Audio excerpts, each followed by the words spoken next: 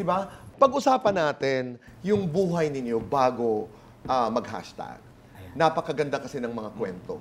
Di ba? Nico, ikaw?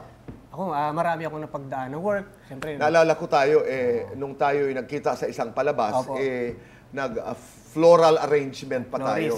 Ano ang kwento nun? Naging florist ka? Florist. Hindi, bago yun. Siyempre, muna ako, waiter, wedding coordinator, naging, sa salon, assistant, which is, sabi ko, ang liit ng kita. May naggalok sa akin. Dali. So, paano ka, gumagawa ka rin ng plancha, buhok? blower.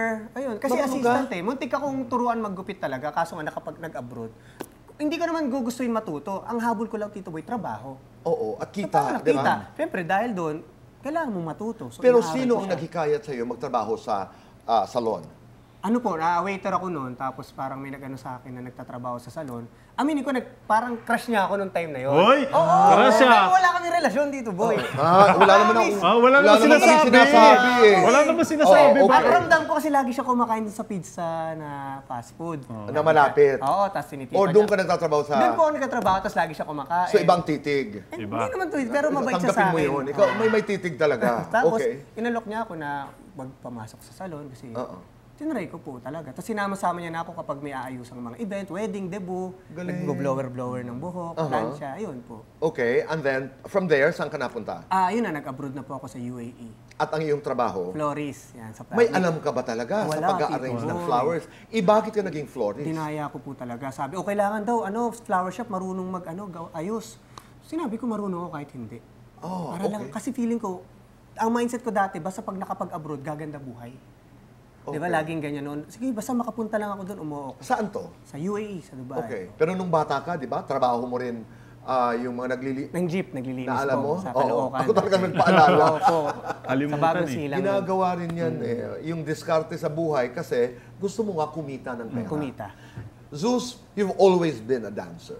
Ako po, Tito Boy, talagang bata pa lang ako, mananayaw na talaga ako. Mandirigma na ako. Ano yun? Plaza?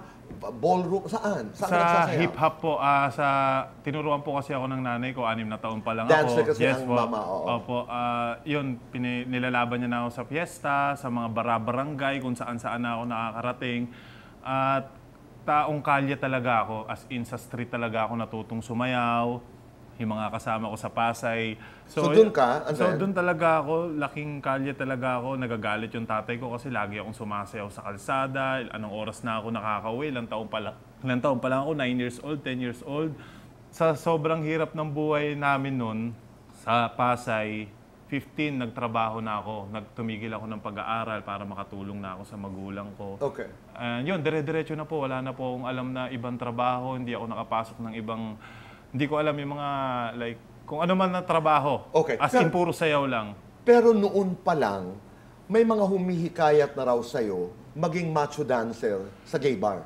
Yes po, na-offer na po sa akin yan dati. Kasi, paano yan siyempre siguro dahil matangkad ako or kahit papaano may katawan ako ng konti, na-offer na po sa akin yan. Sabi sa akin, kasi dancer po ako noon, sabi sa akin, dito ka pumasok kasi mas malaki yung kita.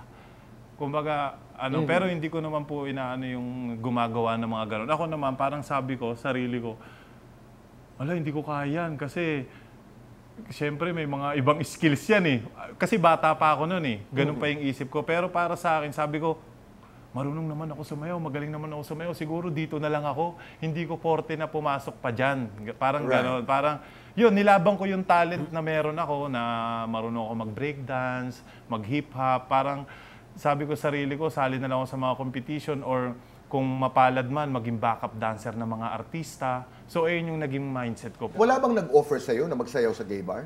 Wala, pero may mga nag-offer no na nagkagusto. Yun waiter ako na talaga? gusto kong maging jowa.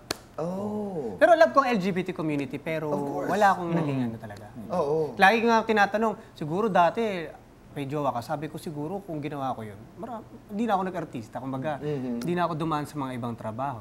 Kanya-kanya ang kwento ng